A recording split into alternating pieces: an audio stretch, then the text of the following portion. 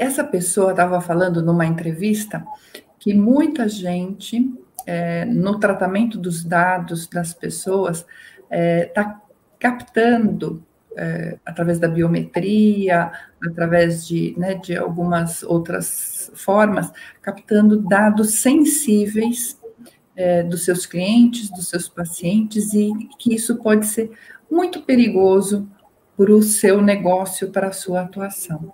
Então, eu queria te convidar para contar um pouquinho mais sobre a LGPD, né, fazer uma atualização do que está acontecendo, porque eu acho que a gente ainda está vivendo um momento de um pouquinho ainda de descrédito da aderência, né, se essa lei vai pegar. Eu não tenho dúvida que ela já pegou, né, já está aí, mas eu acho que tem muita gente que ainda tem esse questionamento.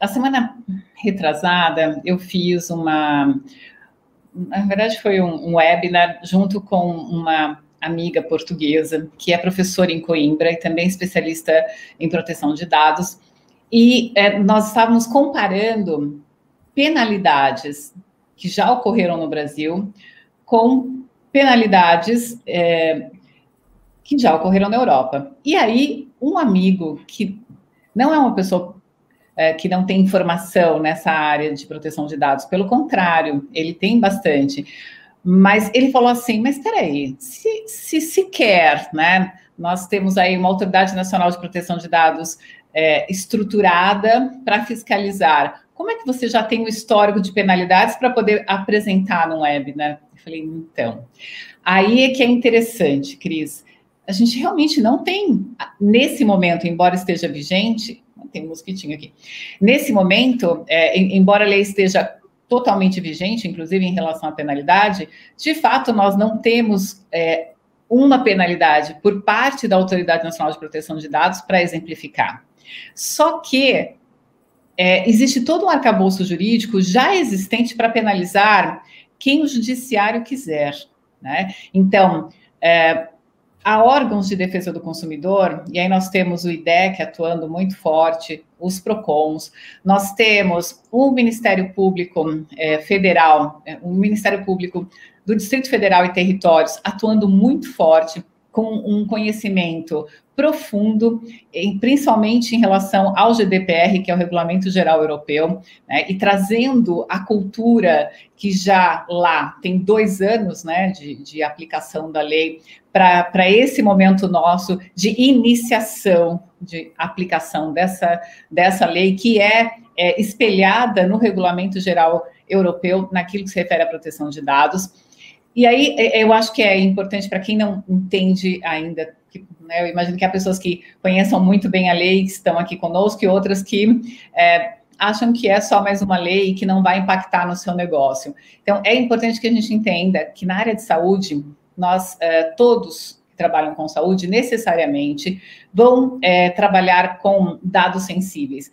Na lei, nós chamamos isso de tratamento. Então, as pessoas jurídicas, né, vão tratar, e físicas também, vão tratar esses dados pessoais. Dado pessoal geral é o seu nome, o seu CPF, o seu endereço, são dados pessoais.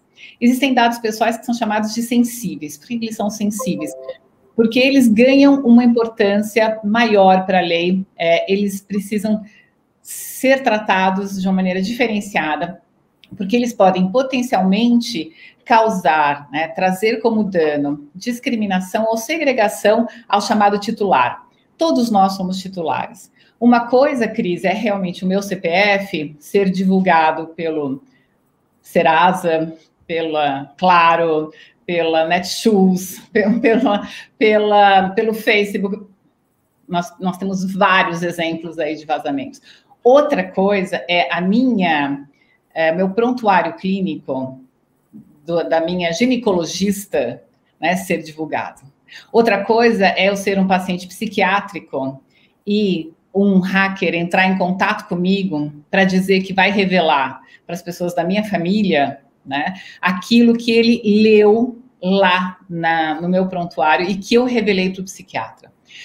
Outra coisa é eu não ser empregada em algum lugar porque uma informação médica minha, que não precisa ser divulgada, né? Então, por exemplo, eu potencialmente tenho genética, eu fiz um mapeamento genético e potencialmente posso desenvolver uma doença que no futuro, de fato, pode representar um sinistro, pode representar uma perda econômica, inclusive para mim, né, naquilo que se refere às minhas atividades. Eu não quero ser discriminada e não ser aceita no trabalho, porque futuramente eu posso vir a desenvolver essa doença. Então, vejam que essas informações são chamadas sensíveis exatamente pelo dano potencial que podem causar aos titulares ser reveladas, né? Então, isso é importante nós entendermos. Eu não estou falando de... O CPF traz tudo a nosso respeito, mas não estou falando só de um CPF, eu estou falando de coisas que não estão nos bancos, né, gerais, naquilo que se refere a informações de crédito. Eu estou falando de informações que eu só revelei para uma pessoa, que foi meu médico. E então, também tem aquelas que é o que você trouxe, né? A questão, por exemplo, uma doença em potencial, mas também até da própria doença, de alguma característica, de alguma cirurgia, de alguma coisa que só aquela pessoa fez, só aquele médico teve acesso, e aquilo pode constranger, pode causar algum problema. Eu vou trazer um exemplo aqui que eu escutei um tempo atrás e eu fiquei chocada, que foi assim. A secretária de um consultório, o namorado da prima dela foi fazer uma consulta nesse consultório e descobriu, não descobriu não, em consulta, passou e descobriu que ele tinha um DST, né, uma doença sexualmente transmissível. Essa secretária, com acesso aos prontuários, tudo, descobriu isso. O que ela fez? Foi contar para a prima. E a prima desmanchou o namoro. Desmanchando o namoro, o que esse rapaz fez? Como é que ela soube? Daí ele ligou uma coisa com a outra. O que aconteceu? Ele foi processar a clínica. Né?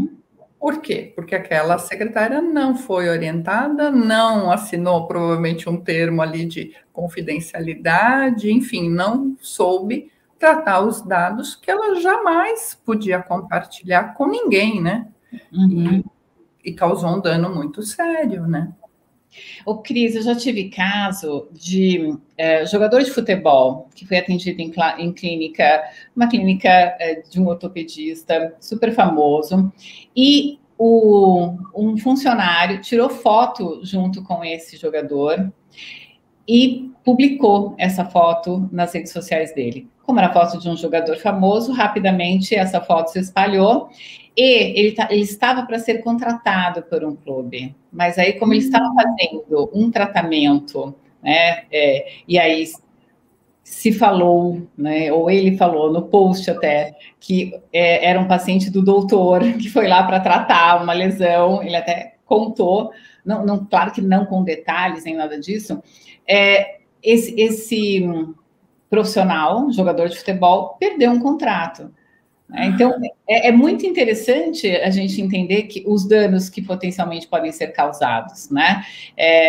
Tem um vídeo muito interessante do Data Privacy, que qualquer pessoa pode encontrar, né, no YouTube, em que esse vídeo ele é anterior à publicação da lei, lá em 2018, e fala de uma pessoa que está procurando um emprego, e essa pessoa vai até a farmácia, dá o CPF dela, né, para conseguir um desconto, ela compra naquele dia um antidepressivo e compra um teste de gravidez. A gente não sabe para quem que ela comprou, se foi para ela, se foi para alguém, se foi para a vizinha, não importa. Fato está registrado no CPF dela. Existem, sim, né, algumas formas de recolher informações de vários núcleos, né, através de programas que fazem cruzamento, e essas informações chegaram para aquele que estava fazendo o recrutamento. E aí, né, aparece o balãozinho na cabeça dele. Aquela pessoa potencialmente era a candidata que ele queria, mas potencialmente ela podia ser uma pessoa depressiva. Potencialmente, ela poderia estar grávida. Melhor não contratar, né? Então, veja só, né? Não quer dizer que as pessoas, nós estamos escondendo as informações. Não é isso. É que nós nem sabemos, isso que é interessante, se aqueles itens comprados eram daquela pessoa, né? Então, isso é... A lei veio com um escopo. O escopo da lei é buscar forçar, e essa é a palavra, porque é uma lei, não é uma opção, né? Ela não é facultativa, ela é imperativa. Então, a ideia é forçar, né, um olhar diferente para o tratamento de dados. E é uma lei ética, porque, no fundo, o que se quer proteger é a dignidade do ser humano. E a dignidade do ser humano é um direito universal, né? Inclusive está na Declaração dos Direitos Humanos. Então, para nós aqui, né, no Brasil, nós não temos realmente uma cultura de privacidade. Muitas vezes eu vejo as pessoas, né, fazendo comparações entre os brasileiros e os europeus, como nós somos, como eles são. Sim, somos diferentes. Inclusive, nesse aspecto da proteção de dados. Lá, eles estão na terceira geração de uma legislação voltada à proteção de dados. Nós não, nós estamos na primeira geração, né? E ainda que, como eu falei, nós tenhamos aí um ordenamento jurídico que traz na Constituição Federal, né, a necessidade, a necessidade de se proteger, né, a privacidade, a honra, a imagem, as informações que levam à intimidade, né, do cidadão, que a gente está falando em Constituição Federal, então é do cidadão. Então, está lá na Constituição, está no Código Civil, está no Código de Defesa do Consumidor. Nós temos várias leis, né, que estão aí protegendo essa privacidade, mas nós não tínhamos uma lei específica organizada sobre como fazer essa proteção, né? E não tínhamos também, na parte administrativa, uma agência, né, que a Autoridade Nacional de Proteção de Dados nada mais é do que uma agência criada exclusivamente com esse escopo, né, de fiscalizar e regulamentar a utilização dos dados pessoais. E por que isso é tão importante? Porque quem é a CRIS? A CRIS são as informações dela.